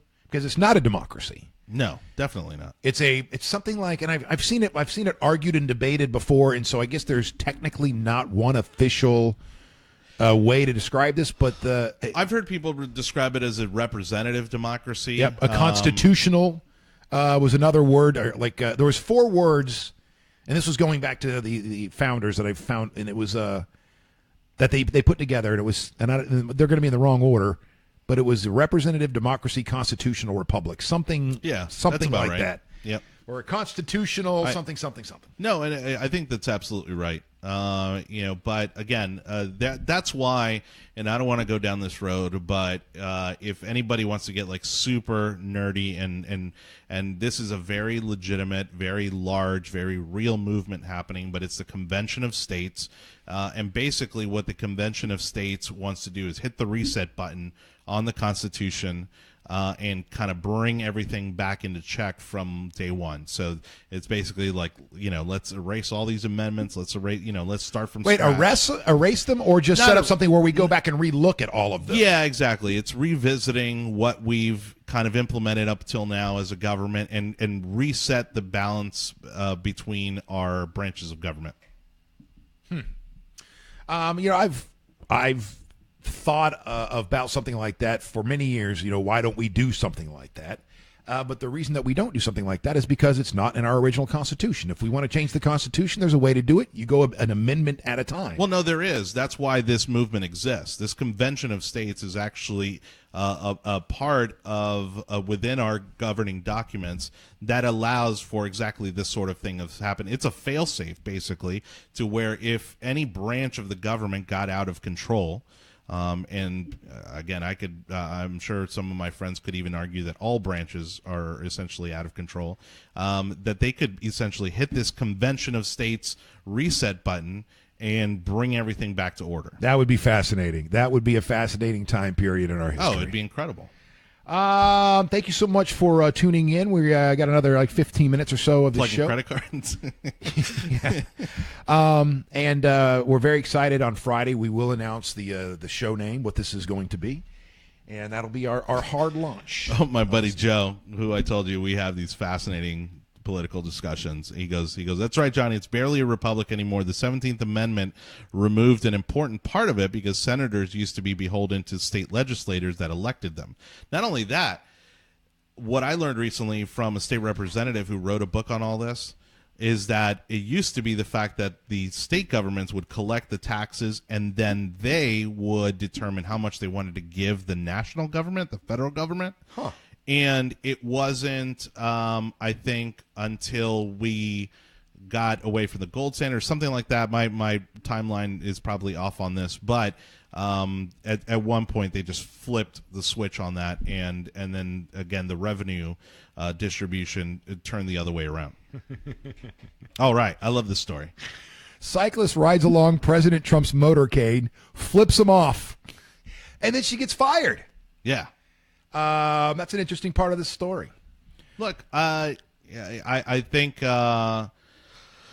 again, people are pretty passionate one way or the other on their opinions on the president, and pretty ballsy of her to be on a bicycle riding next to the motorcade, which in itself is a ballsy thing. As someone who has friends that are connected to or in the Secret Service, I will tell you that for her to ride alongside the presidential motorcade was a huge risk on her part, because that could have ended very badly. And for her to flip off the president, you can get into the whole disrespectful thing and all that, but I will say that's one of the great things about this country, though. She can do that, yes, and not end up in jail or shot. That's correct. But that doesn't mean she can't, that there won't be any repercussions. There are repercussions, because wherever she works, wasn't too happy about it. And I guess Donald Trump was playing golf, and he was on his way back from the golf course. So this particular story, the New York Daily News, says, well, he at least got one birdie. Hey, yo. Well, no, I was just going to say, look, and regardless of how you feel about the president, if you've ever been in a city where the president is visiting, that they basically shut down every major artery to get the president from point A to point B, I'm sure there's been plenty of people flipping birds at the motorcade. Let's stick to a couple of other things that have to do with the president or politics. And Secret Service arrested a man near the White House who wanted to kill all white people. Jeez. On the girl though, I mean, it sucks that she lost her job over it. But that's America for you. I mean, hey, people say, "Well, that's my freedom of speech. What are you doing? It's my right. That's my right." Yeah, you have the right to say a lot of stuff, but people also have a right to respond the way they want to respond too. And if you do something that the person you're working for doesn't agree with, in most states, they don't have to have to go through any kind of a process and just get rid of you. I think what's weird to me about that whole story is the fact that she's not in any kind of a uniform, right? She's not representing her company. She's out there on her bike, just going out for a bike ride, and somehow, I don't know if she was identified or how word got back to her employer. But again, I mean, this was on her own time. I don't think she was representing her company in any way, shape, or form. And so, again, while I don't agree with what she did, I also don't really think that it's a fireable offense. I'm with you on that one. If it were my company, I would not fire her, not because I'm pro-Trump or anti-Trump, had anything to do with my politics. It has to do with exactly what Jonny Torres just said. And that is she was not representing the company at the time. She was on her own dime. It wasn't that. I mean, it's just whatever. It's somebody flicking off the motorcade. I mean, they didn't even get a picture of her face. No. I mean, that could have been anybody. But in America, that's right. She works for somebody who saw it a certain way, and get the hell out of here. This guy that ended up being arrested, his name is Michael Arrega of Dallas, Texas. He was arrested Monday afternoon after the Secret Service Protective Intelligence Division received an alert around 3 p.m. reportedly traveled from Texas to kill all white police at the White House. Secret Service at the White House. Sir. See, so here we go. Here's another guy. Now, he wasn't able to pull off anything. But so what do you focus on here? Do you focus on that part and then turn this into a discussion about Black Lives Matter and they and them and us and versus them? Or do you go, this is obviously another disturbed person, but this time he's attached his crazy to white cops, and he's off to do, to try to quell the demons in his own head. But to me, again, every single one of these are about people who are messed up. Well, and I think what is interesting to note here is that, at least according to the story, it doesn't seem that, right, yeah, see, there right at the end, you've got the kicker, which is that he didn't have any weapons on him, right? And this is where I feel that people underestimate the technology that is available to our government, because really, if you read the story, he checked in at the White House on Facebook, so they knew he was in the vicinity. And again, he made a legitimate threat, right? He vocalized a threat. Well, he said, net quote, "Now I am going to White House, make sure, kill all white police, exclamation point.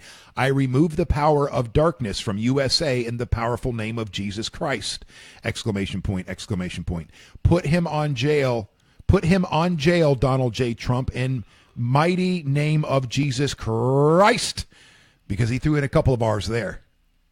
I don't know if you got the quote in front of you or not. I can see it from here. Jesus Christ. And again, to your point, I think, yes, obviously this guy has some sort of mental disability.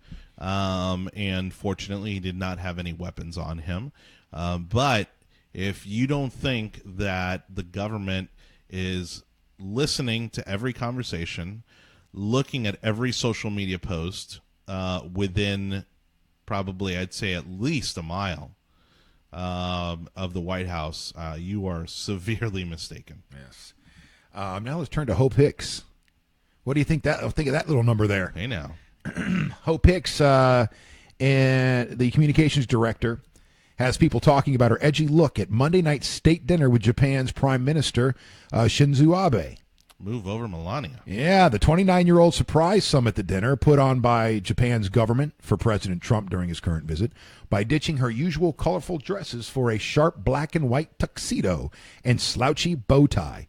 Twitter users have been enjoying the androgynous look, which Hicks dressed up with a feminine pink lip and smoky eye. What the hell's that?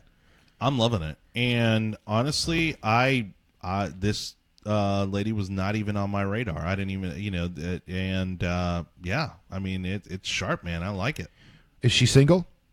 I don't know. I'm going to have to find out. We'll try to, once we get the show up and running, we get some numbers under us. We'll put in a request to see if we can have her. We can Skype her in. Can I submit a FOIA request to find out if she's single? Yeah, I think so. Look at that. She looks like a movie star there. She doesn't even look like no. Not your typical White House employee. And it's a shame, too, because this woman is in, she's the White House communications director. Yep. And, of course, what happens when you tune in and listen to a couple of guys talk about her, yep. We're talking about her looks. We're talking about the way she dressed. We're talking about her lipstick and her smoky eyes. Well, and to kind of feed that beast, the truth of the matter is that while I think Sean Spicer did a phenomenal job given the circumstances, I would say that this is an upgrade. What? Sean Spicer did a phenomenal job given the circumstances? Well, again, if you've been following Spicer's career as long as I have not. He's basically the reason that we even have a Republican in the White House. I mean, he was an essential component to the Republican machine. Are you saying that Donald Trump's a Republican? Are you trying to convince me that Donald Trump is a Republican? I will leave that one unanswered for fear of individuals who may use this against me that are probably watching. But he and Reince Priebus really built the machine that accounted for at least two huge midterm victories and an eventual big unforeseen, unpredictable win for the White House. You have tuned into the show, which we will unveil on Friday morning. We're very excited about that. Make sure you share every possible opportunity that you get.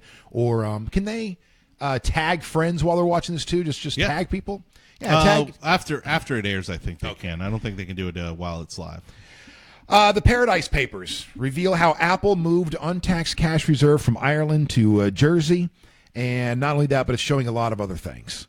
The Paradise Papers have revealed how Apple has managed to sidestep a 2013 crackdown on its controversial tax practices in Ireland with a new tax structure that continues to enable the company to avoid paying billions.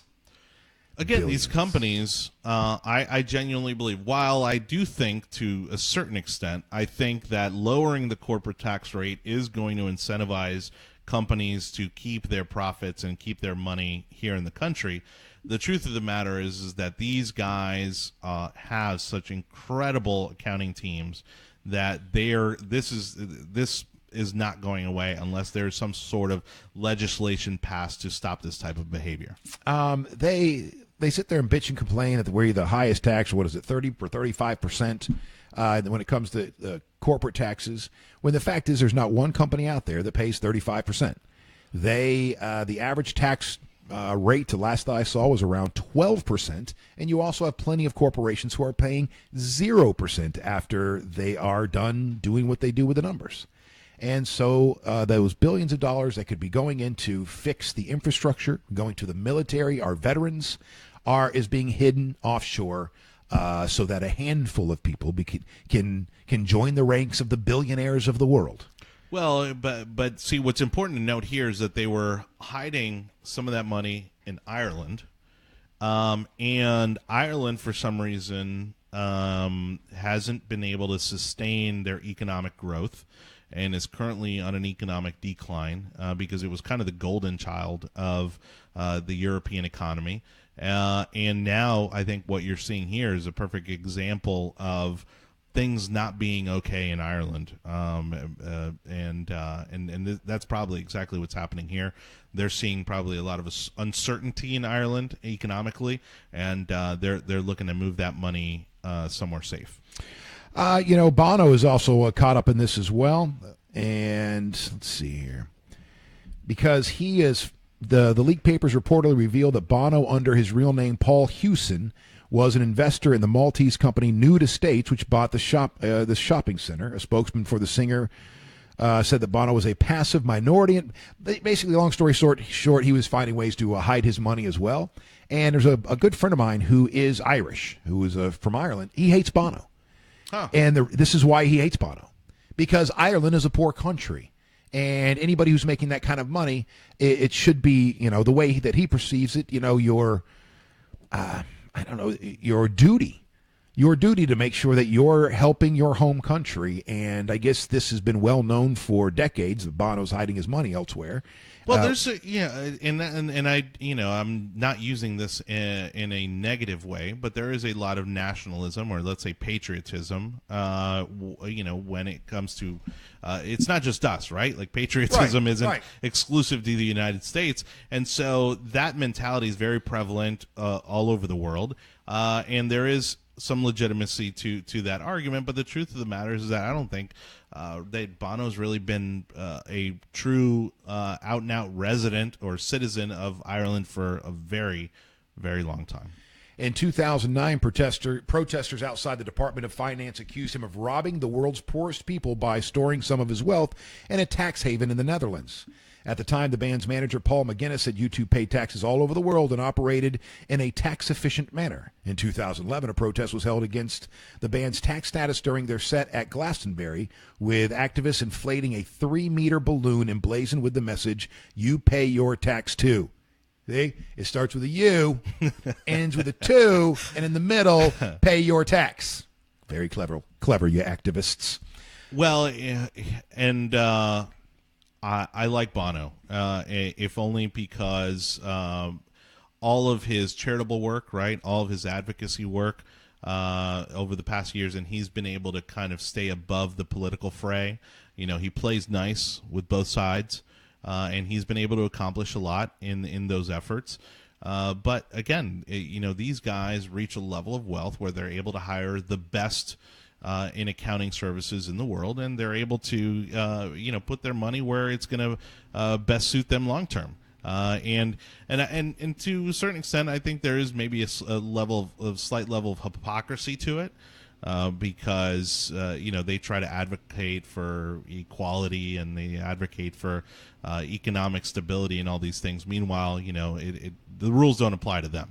And to find out that the Queen of England was doing the same thing. That seems weirder to me. If you're the monarch of a country, then you don't be using other countries around the world to make more money. You need to be doing everything you can to keep that your money in your country and investing in your country. That's a deal breaker, especially when you're already worth however many $400 to $500 million, which is hard to estimate what she's worth. You're already worth $400-500 million. You don't need to go find tax havens. Get that money back into your own country. Well, not to mention that the monarchy is really it's a trophy, it's a facade, it's a relic, and so I think that I have a major issue with, right? Is that they are essentially the representation of their nation, and for them to be keeping their finances in other countries, that I have a problem with. Bono, I couldn't care less. Inspired by the Daily Show, and that they end their show with their moment of zen. Here's your moment of Yorkie. This is from the old apartment before we moved. This is Joey on the right hand side of the screen, Roxy on the left hand side of the screen. Oh man, he's got the bone. You see the bone between his paw. Whoa, Roxy, settle down. Holy cow, that was loud. Sorry, everybody. But he's got the bone that she wants. You tell him, Rox. Okay. The setting the ground. I don't know if anything cool is going to happen or not, but I just wanted to. Is that it? Looks like it. I gotta be very careful what I'm showing. God, I don't even know if I have clothes on. Be careful with that kind of stuff. What am I doing? How do I shrink it now? What did I do? So we did have some suggestions. Somebody actually likes Show Without a Name. Joe, my buddy Joe, likes Show Without a Name. Lauren, I'm sure you know Lauren Fisher. Is that my wife? Yeah. She writes in Fisher in the Wilderness. Do you know what that's a reference to? No. Andrew McMahon in the Wilderness. Okay. And that's her favorite band of all time, and a buddy of mine, Andrew McMahon. So Randy says, I see our many talks on philosophy helped you. Oh, by the way, you would like Randy Taylor a lot. Yeah, you were going to say that earlier. Yeah, this is somebody that we need to have on the show because he is. Matter of fact, he ran for a commission seat or something like that. I want to say a couple years ago, and politically active, very smart guy, has a lot to add to the conversation. I want to say he's a libertarian. Don't put that in his mouth if that's not what he is, but I think he's libertarian. But something we can have Pinellas County, that makes sense. There seems to be a large delegation of libertarians in Pinellas. Well, good third show. Yeah, man. Good third show. Oh, another one was School of Fish. I thought that one was clever. School of Fish. That's a good one. That's a good Maybe show, it'll be a segment on the show. So, and thanks for the feedback, Randy. He says he's loving the new show. So, thank you very much. Like I said, share, let other people know, especially come Friday and then Monday. We'll really kick it up a notch and try to bring in some viewership and see what we can do with the show. It's going to be a lot of fun. And we'll also have to figure out a way to sign off. We need to come up with a standard sign off. Well, again, we need a cool little intro, and then we need a cool little outro. So, it does the job for us. Have a great day. Be kind to yourself. Be kind to others. And another advice: don't eat and drive and text and drive. Don't watch this and drive. I'm kind of loving the Yorkie videos at the end of the show. I got plenty of them. I'm sure you do too. If you got a couple of Yorkies, I absolutely do. Have a great day.